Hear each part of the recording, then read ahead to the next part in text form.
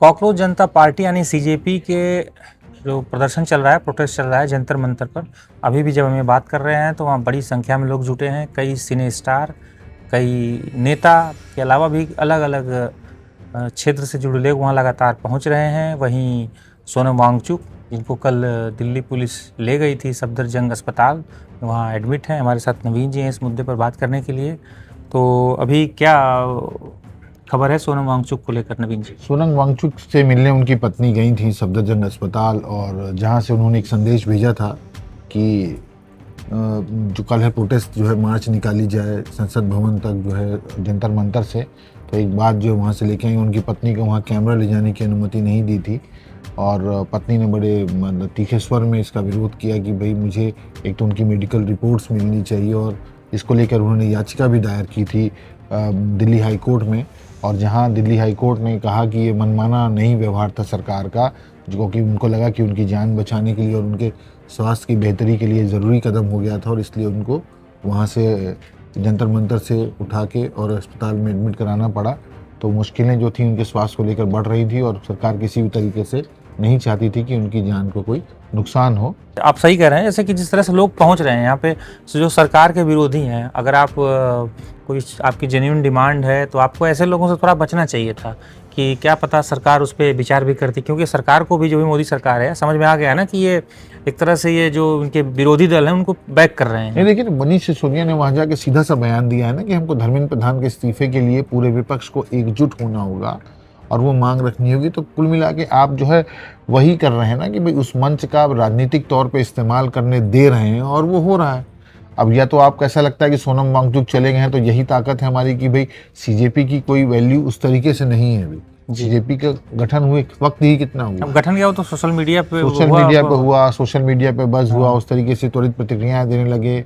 Founder America से लाते हैं, भारत में उनकी कोई पृष्ठभूमि इस तरीके की नहीं रही, राजनीतिक तौर पर वो कभी एक्टिव रहे हो, या उस तरीके से अगर कोई व्यक्ति सोशल मीडिया पे किसी भी पार्टी के लिए काम करता रहा हो या एक्टिविस्ट के रूप में, वो अलग बात है। लेकिन सीजेपी के मतलब जब से उसका नाम पहली बार सामने आया तब से लेकर सबसे ज्यादा चर्चा में रहे अभिजीत दीपके।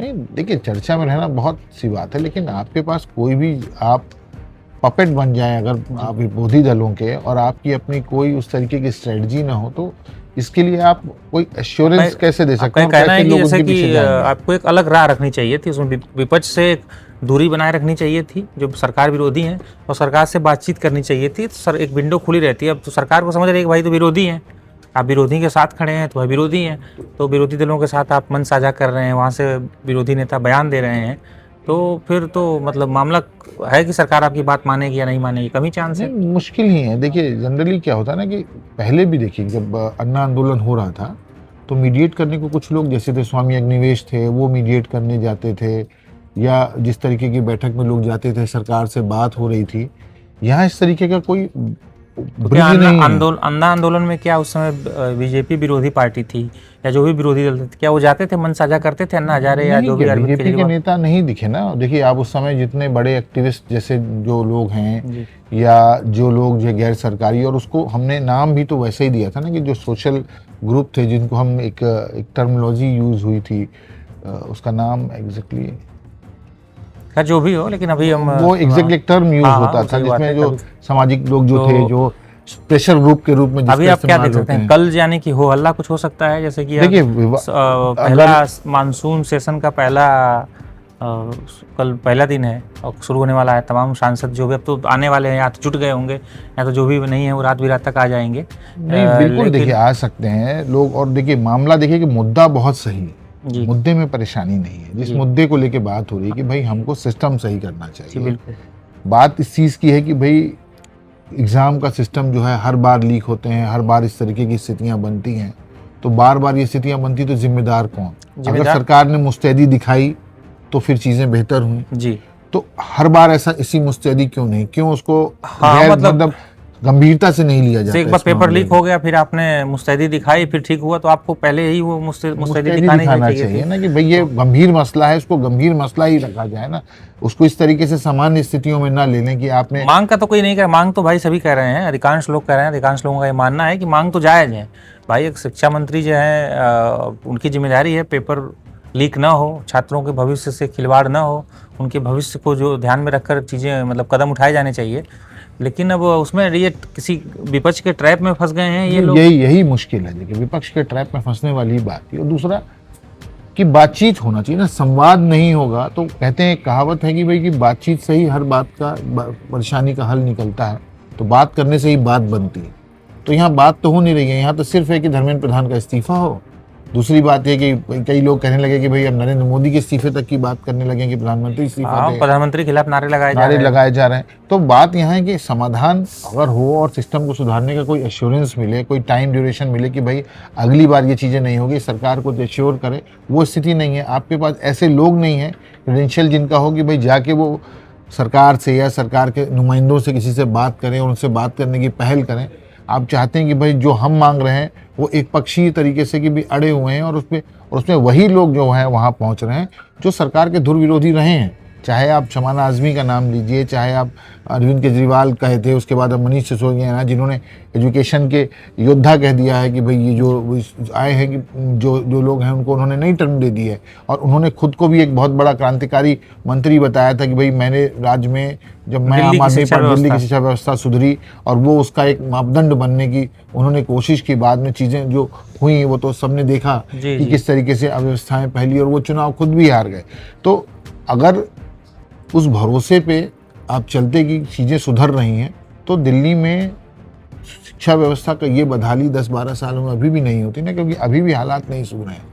और आप कहीं और की भी देखें तो सरकारी स्कूलों की व्यवस्थाएं केवल दिल्ली की ही बात नहीं है, कहीं भी ठीक नहीं, किसी की भी सरकार हो। और बेसिक चीज़ें हैं, चाहे एक सरकार किसी भी पार्टी की हो, सबसे बेसिक बुनियादी चीज़ें क्या है? शिक्षा, स्वास्थ्य और पानी, भोजन। ये चीज़ें ही लोगों को, इनसे मुक्ति मिलेगी, अच्छे से शिक्षा मिलेगी, स्वास्थ्य बेहतर होगा तो देश बेहतर होगा। तो इन चीज़ों पे ध्यान देना तो ज़रूरी है। और 75 साल के बाद अगर आज हम उन्हीं बातों पे लड़ रहे हैं, उन्हीं चीज़ों पे कर रहे हैं, उन्हीं के लिए प्रदर्शन कर रहे हैं, उसी के लिए भूख हड़ताल करनी पड़ रही है, तो मुश्किल ही है। और इन चीज़ों से हमें उबरना ही होगा, क्योंकि हम 25 साल बाद विकसित भारत का सपना देख रहे हैं, तो वो सपने ऐसे तो नहीं पूरे होंगे। सिर्फ आप कागजों पे सोचें कि हम कर लेंगे, क्योंकि सुधार की ज़रूरत सब जगह है ना। मतलब अगर विकसित भारत होगा तो हर कोई गरीब नहीं होगा, कोई जो है भूखा नहीं होगा, मतलब अस्वस्थ लोग नहीं होंगे। तो उसके बाद आप चाहे एआई करिए, चाहे आप सैटेलाइट छोड़िए, कल हमने छोड़ा, हम दुनिया में आसमान छूने की बात कर रहे हैं, लेकिन ज़मीनी स्तर पे बहुत सारी अव्यवस्थाएं हैं, उनको कैसे सुधारेंगे?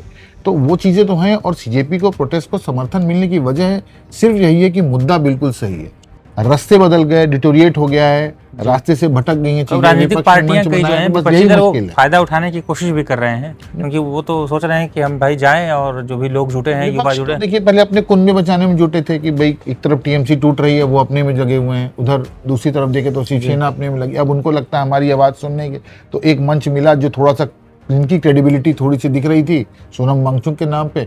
पिछली बार आपने अन्ना हजारे ढूंढ लिए थे, कोई भी था विरोध करने के लिए, विपक्ष को एक ऐसा नाम चाहिए जिस पर बेदाग हो जी। तो बेदाग वाली स्थिति में सोनम वांगचुक थे, और वो मिले, और विपक्ष ने उनके स्टेज का इस्तेमाल किया। लेकिन तब जो है बहुत अलग तरीके से प्रोटेस्ट हुआ था, जिसमें बीजेपी के लोग सीधे तौर पे तो नहीं शामिल हुए, लेकिन ये बहुत बार आरोप लगे कि आरएसएस और बीजेपी जो है पीछे से समर्थन कर रही थी अन्ना हजारे के आंदोलन का, और ये बहुत सारी थ्योरी थी, लेकिन सीधे तौर पे कोई नेता नहीं वहाँ दिखा जो कर रहे हो। लेकिन अब स्थितियाँ जो बनी हैं उसमें यह है कि सीजेपी के पास कोई क्रेडेंशियल फेस नहीं है, कोई ऐसा व्यक्ति नहीं है जिनसे बात की जा सके। अन्ना हजारे आंदोलन में वो लोग थे जिनको मैग्सेसे अवार्ड मिले हुए थे, जिन लोगों ने सामाजिक कार्यकर्ता के तौर पे जीवन दिया अपना, वो ऐसे लोग थे। सब बिछड़ गए, केजरीवाल, सिसोदिया और 2-4 जो भी नेता हैं, मनमानी में चीजें बदली, लेकिन वो लोग थे तो लोगों ने तब तो आवाज सुनी। किरण बेदी वहां थी तब, जिनका नाम मैग्सेसे अवार्ड विनर वो थी, अरविंद केजरीवाल थे, राजेंद्र सिंह थे, दिल्ली वाले मशहूर वकील प्रशांत भूषण थे, शांति भूषण थे। तो वो लोग थे जिन लोगों में काबिलियत थी, और जो लोग लोगों के बेहतरी के लिए हमेशा आवाज उठाते रहे। लेकिन यहाँ अभिजीत दीपके की बात कौन सुनेगा? क्या क्रेडेंशियल है? आपने देश के लिए ऐसा क्या किया आज तक जिसको लेके हम आपके पीछे चलें और आप झंडा बरदार बने? जैसे हम पब्लिक एडमिनिस्ट्रेशन में पढ़ते हैं कि लीडरशिप कितनी तरीके की होती है, तो बोलते हैं एक करिश्माटिक लीडरशिप होती है, करिश्मेटिक लीडरशिप कहते हैं। एक व्यक्ति बॉर्न लीडर होता है, और एक व्यक्ति होता है जो लीडर बनाए जाते हैं। तो दो तरीके की लीडरशिप तो दिख नहीं रही है, और तीसरे तरीके की बनाए जाने वाली स्थिति है, तो पीछे कौन है? आज आप चाहे कुछ भी कहें, लेकिन कल ये तो होगा कि पीछे कौन था। कौन सपोर्ट कर रहा था कि जो आप यहाँ आके बैठे थे और चीज़ें कर रहे थे, तो वो बात भी कल उठेगी और उस पर भी जानकारी ली जाएंगी, सोचा जाएगा। क्योंकि जब हमारे यहाँ चुनाव लड़े जाते हैं तो लोग कहते हैं ना कि अगर आपको अपनी 7 पुस्तों के बारे में ना पता हो तो चुनाव लड़ लीजिए, आपको पता लग जाएगा। जी जी जी। तो अगर आज वो सरकार के सामने हैं और आमना सामना होने की स्थिति है तो उनके बारे में भी कल होगा कि आज हम कह रहे हैं कि बहुत दूध के धुले, कल हो सकता है कोई ऐसी बात निकल आए जिसको लेके फिर हमें भी शक होगा कि भाई नहीं देखो ये भी वैसा ही निकला। भगवान करे ना हो, क्योंकि ये भरोसे की बात है, युवाओं का भरोसा है, टूटना नहीं चाहिए। लेकिन मुद्दे की बात यह है कि प्रोटेस्ट अगर है तो अगर परमिशन नहीं होगी तो प्रोटेस्ट नहीं हो पाएगा, क्योंकि जिस स्थिति में सरकार ने अफरा तफरी में कमिश्नर बदले हैं दिल्ली पुलिस के और उन्होंने त्वरित कार्रवाई की है, तो वो किसी भी तरीके का लूप होल तो नहीं छोड़ेंगे। अगर परमिशन नहीं तो प्रोटेस्ट नहीं। तो चलिए फिलहाल इस चर्चा को यहीं विराम देते हैं। बाकी की तमाम खबरों के लिए आप देखते रहिए टाइम्स नाउ भारत का डिजिटल प्लेटफॉर्म।